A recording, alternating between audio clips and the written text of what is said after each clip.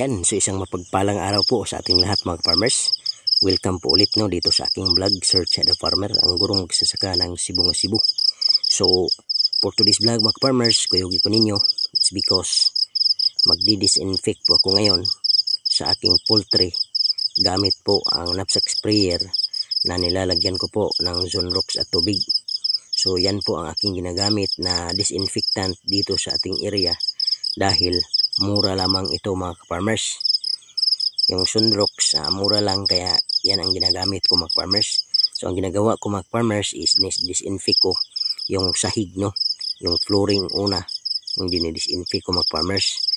And right after the flooring mga farmers, hanggang doon ako sa kabila kasi 140 heads yung ating darating na manok ngayong araw mga farmers, kaya naman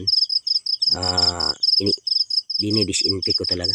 So this portion, yung mga cages na naman mga farmers, yung aking dinidisinfect para masisiguro mga farmers na pagdating ng mga bagong set ng ating mga manok ay sure na hindi po sila magkakaproblema o magkakasakit dahil disinfected po yung area. So kapag mayroong mga disease causing agents or mga pathogens mga farmers, at least hindi po makontaminate at saka ma-infected yung ating mga manok, especially yung mga bagong manok mga farmers na darating ay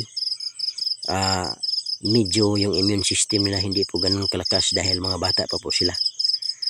Yung edad po ng ating mga manok na darating mga farmers ay 16 weeks old mga farmers, kaya talagang bata pa sila, kaya kailangan talaga na mag-disinfect sa area para sure na hindi po sila magkakaroon ng sakit habang sila ay nilalagay dito sa ating mga kids o mga cages natin. So ganyan po yung sistema ko dito mga farmers.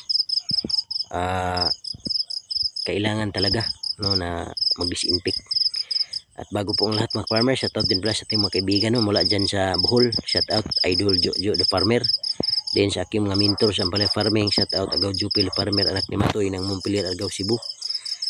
Shout out din kay Agaw Pino yang Gurin Kaminadi ng Barangay Alambihod Cebu. At the same time sa aking kaibigan, shout out Farmer Montijo sa Barangay Anahaw, Argao Cebu. At the same time doon sa Tiasong Quezon Province, shout out Tay Bisay Magsasaka. At sa ating kaibigan mula dyan sa Manila na nasa Quezon ngayon, shout out by Lakas ng Negros TV. So ganyan mga farmers, maraming salamat po at ingat po kayong lahat.